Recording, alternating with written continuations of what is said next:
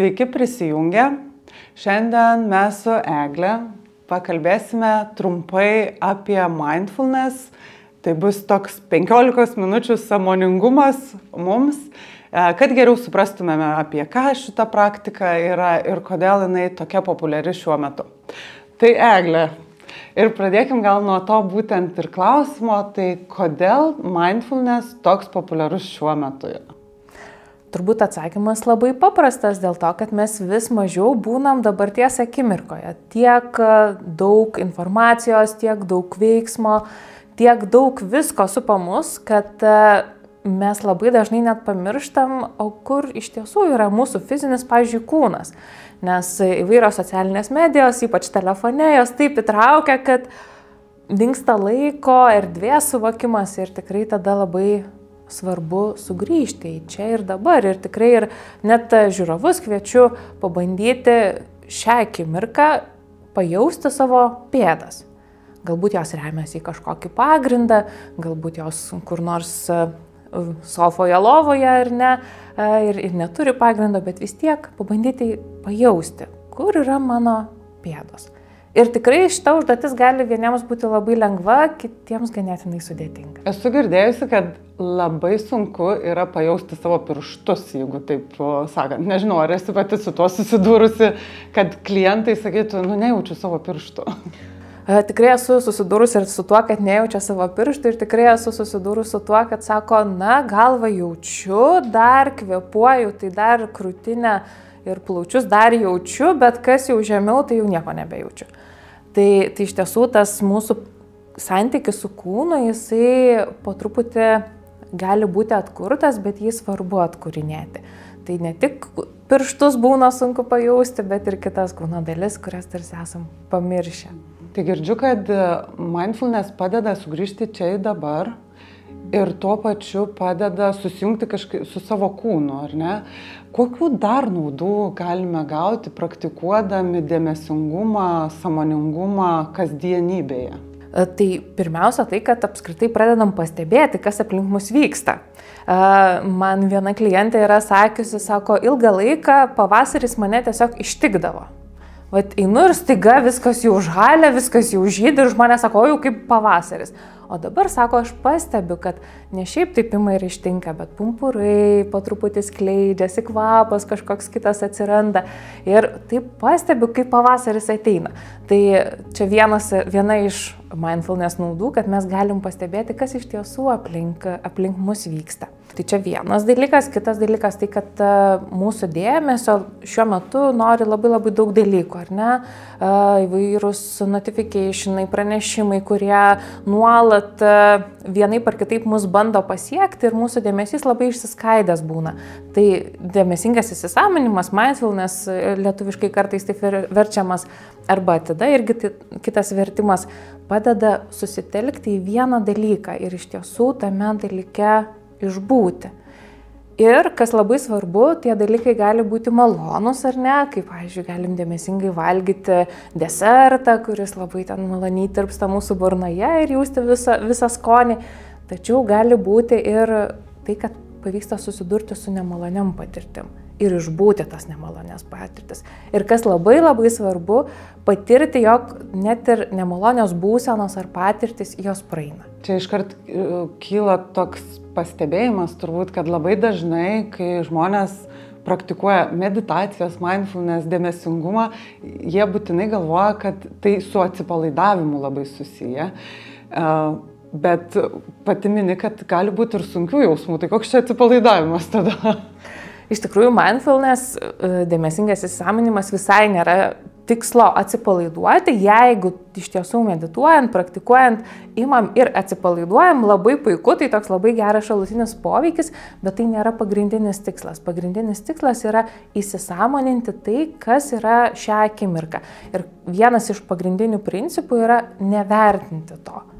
Jeigu aš kažką patiriu, jeigu mano mintis kažkokios, ar jausmai, ar būsenos, ar kūno pojūčiai, tai aš stengiuosi to nevertinti ir tiesiog sakyti, man dabar kažkur skauda, arba aš dabar jaučiuosi liūdnas, ar ten nuobodžiauju, ar dar kažkas su manim vyksta. Labai gerą aspektą palėtė to nevertinimo ir iš tikrųjų turbūt labai nemažai žmonių išsigąsta pradėdami meditacijas ar praktikuodami dėmesingumą, kad tos mintis labai šokinėja visur, neina susikaupti, jau galvoja apie ateities planus, kokią vakarienę, ką ten darysi, ar ne. Tai vat, ką patartum tokiais atvejais žmonėm, arba kaip juos nuraminti šitoje vietoje? Iš tikrųjų, girdėjau vieno mokytojo tokį pasidalinimą, kad jeigu nešokinėtų mintis ir viskas būtų labai paprasta, tai čia būtų kaip eiti į sporto salę ir kilnoti tuščią štangą, kur labai paprasta, labai lengva, bet rezultato kaip nėra, taip nėra. Tai labai gerai, kad tos mintis šokinėja ir kad svarbiausia, kad mes pastebim, kad tos mintis šokinėja. Ir labai dažnai tekstuose atidos galim rasti tokį sakinį, kad jeigu pastebim, jog mintis kažkur nušoko, padėkoti savo už tai, kad pastebėjom ir grąžinti ten ar kūno stebėjimą, ar minčių stebėjimą, ar į ką tas tekstas sako, kad šiuo metu turim susitelkti. Dabar galvojant, kad dėmesingumą praktikuoti gali būti ir sudėtinga, ir lengva, bet kyla visada klausimas, o kam tinka būtent mindfulness praktikos? Ar visiems be išimties, ar vis dėlto yra žmonių, kuriem labiau tinka, kitiem mažiau tinka? Kokie tavo pastebėjimai arba, nežinau, teorijos, kurias moko būtent apie tai? Tai tikrai labai plačiam spektrui tinka mindfulness. Kam galbūt gali būti sudėtinga, tai jeigu kažkokią krizę išgyvenam, kažkokius labai tikrai trauminės patirtis, tai čia labai svarbu dirbti su specialistu. Visais kitais atvejais, jeigu mūsų gyvenime nevyksta kažkokių labai šiuo metu sudėtingų situacijų ir įvykių, tai mindfulness gali būti labai, labai naudinga. Net vienos minutės mindfulness gali būti labai naudinga. Net 10 sekundžių ar ne, tiesiog vadinamoji pirmo kąsnio meditacija, kai atsisėdu ir iš tiesų pasižiūriu į lėkštę, ką aš joje turiu, ką to įdėsiu į burną ir tą pirmą kąsnį pabandyti labai sąmoningai pajausti, net užuosti, kaip tas maistas kvepia, koks jo skonis, kiek ten skonių galbūt sudera į vieną ir koks jausmas, kai tas maistas yra mano burnoje. Tai kartais net to vieno kąsnio meditacija gali būti labai naudinga. Tai jeigu galvotumėm, jau keletą tokių praktikų pasakėjai, ar ne, paminėjai būtent šio pokalbio metu, bet kokios tavo mėgstamiausios praktikos yra, kurias tu pati dažniausiai galbūt naudoji klientams arba savo, kas labiausiai pasiteisina? Man tai labiausiai patinka 3 žingsnių pauzę ir nežinau, gal net galim čia ir dabar ją pabandyti padaryti. Visada rekomenduoju, siūlau užsimerkti, jeigu žmogus yra kažkokioje erdvėje, kur negali užsimerkti ar nelabai nori, nes kartais būna, kad nelabai norisi, tai galima tiesiog nuleisti žvilgsnį žemyn. Tai aš užsimerksiu, kviesiu pačią pagalvoti, kaip patogiau ir tiesiog galim leisti savo pajausti savo kūną, galbūt pajausti jo svorį.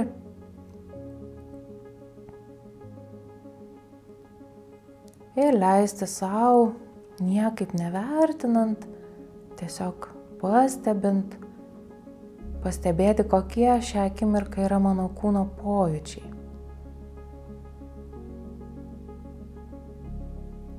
Kokios šią akimirką yra mano mintis.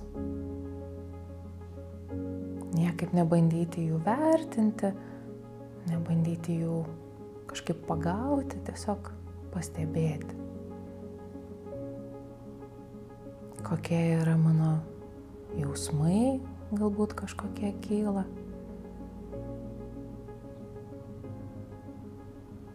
Galbūt kyla kažkokie impulsai veikti. Galim priimti tai, įsisąmoninti.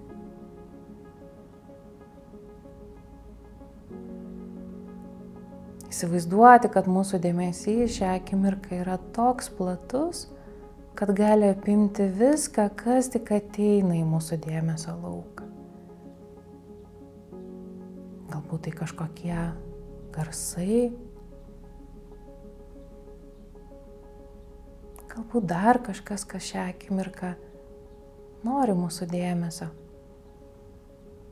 galim leisti jį savo ten ir skirti.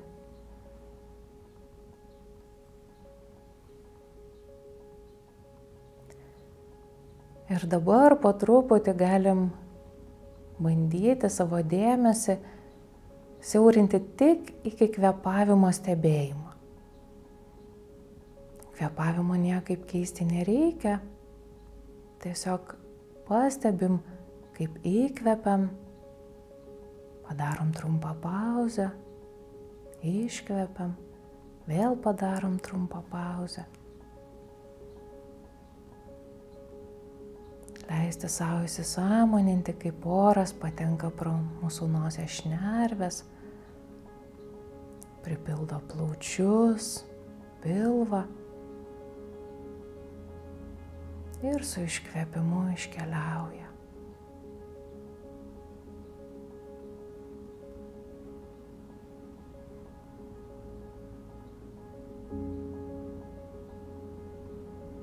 Dar galim leisti savo pabūti su savo kvėpavimu keletą įkvėpimų ir iškvėpimų.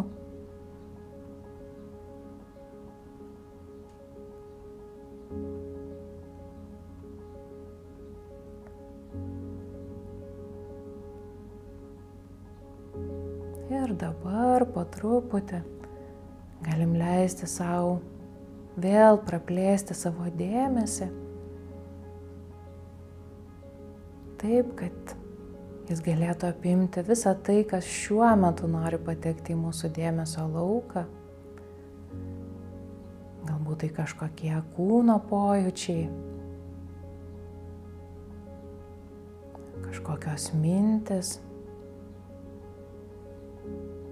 kažkokie jausmai, galbūt kažkokie impulsai veikti. Viskam užtenka mūsų dėmesio.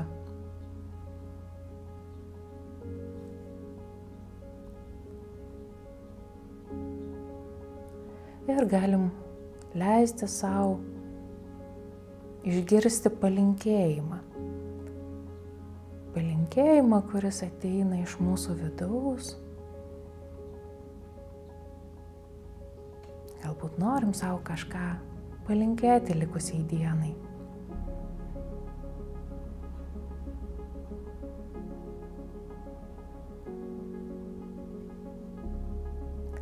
Ir galim padėkoti savo už tai, kad skyrėm keletą minučių savo, pajausti savo pėdas, galbūt jos remiasi į pagrindą. Ir kai būsim pasirengę, galim sugrįžti, atsimerkti. Ačiū labai už pravestą praktiką. Gal galėtum pasidalinti keletą klausimų, ką žmonės galėtų po praktikos savo užduoti arba kažkokią tai įžvalgą, kad savo pasidarytų.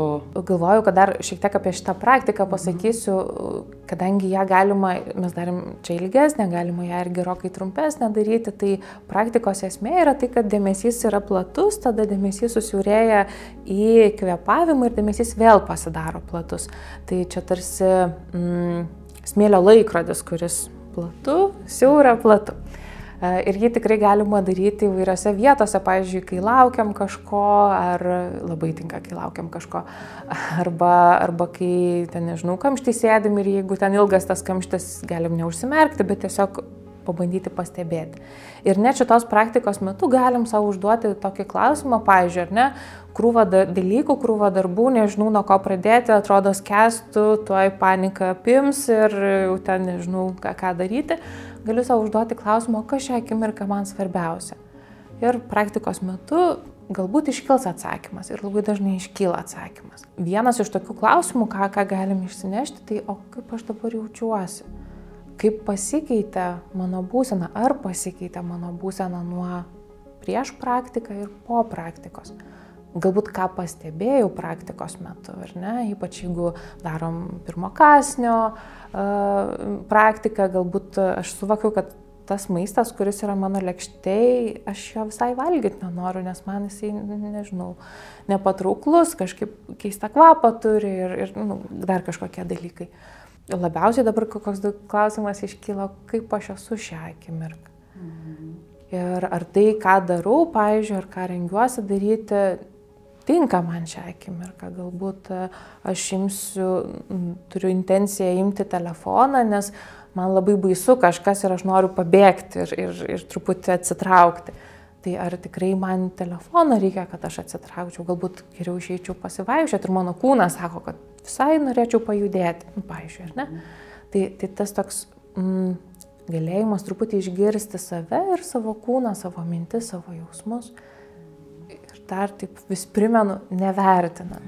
Kvėpavimas yra labai svarbus, man atrodo, mindfulness dėmesingumo praktikose. Kaip manai, kodėl? Ką pati esi pastebėjusi ir kaip reikia kvėpuoti, kad jaustumėmės geriau? Mindfulness neatsako į klausimą, kaip reikia kvėpuoti. Kvėpavimo praktikų yra tikrai labai daug, tai galima įvairias taikyti. Ką sako mindfulness? Mindfulness sako, kad vienintelį dalyką, ko mes neužmirštam daryti, kai yra stresinė kažkokia situacija, tai kvėpuoti.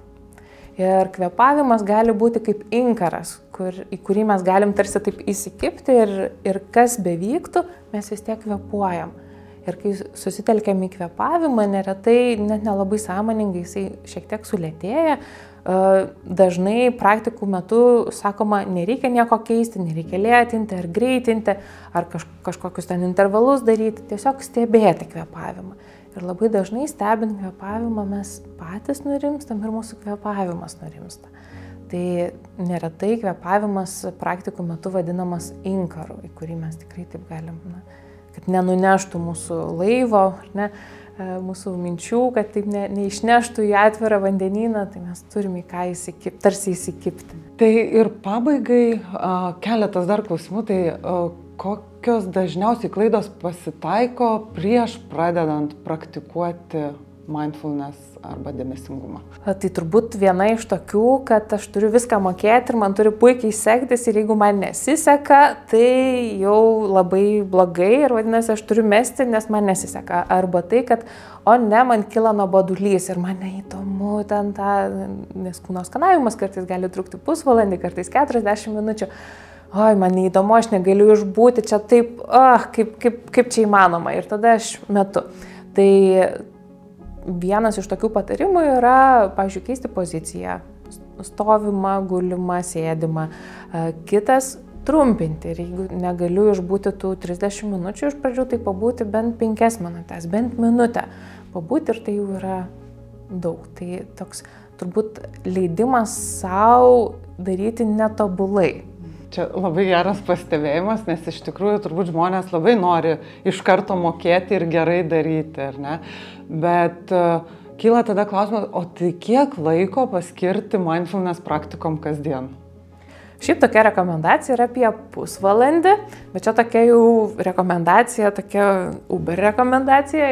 Įprastai tai sakoma, kad jeigu skiriam bent minutę, ar ne, jeigu einam gatve ir pastebim, kaip sprogsta pumpuras, jau yra mindfulness praktika ir tai jau yra svarbu. Arba jeigu ten, nežinau, prausiamės duše ir iš tiesų užuodžiam, kokios yra mūsų priemonės, ar ne, ir kaip jos kvepia, kaip jos jaučiasi ant mūsų odos, tai jau yra mindfulness praktika. Tai iš tiesų praktikuoti tomis vadinamomis neformaliomis praktikomis galima labai labai įvairiai ir tiesiog net čia ir dabar sėdint, ar ne, aš galiu pajausti, kokios yra mano kelnės, ar ne, koks jausmas liesti, pavyzdžiui, mano kelnės.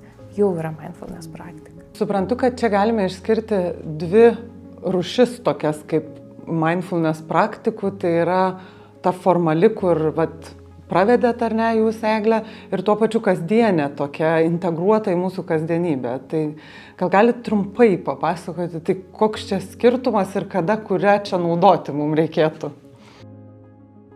Yra tos, kurios turi aišku vedimą, dažniausiai tai būna, kad veda tam tikras mokytojas, tai gali būti ir kažkoks įrašas YouTube'e ar kažkokioj kitoj vietoj, ar ėjimas į grupę ir mokymasis, nes dažniausiai tai būna 8 savaičių grupiniai užsiėmimai, per kuriuos mokomės tų formalių praktikų.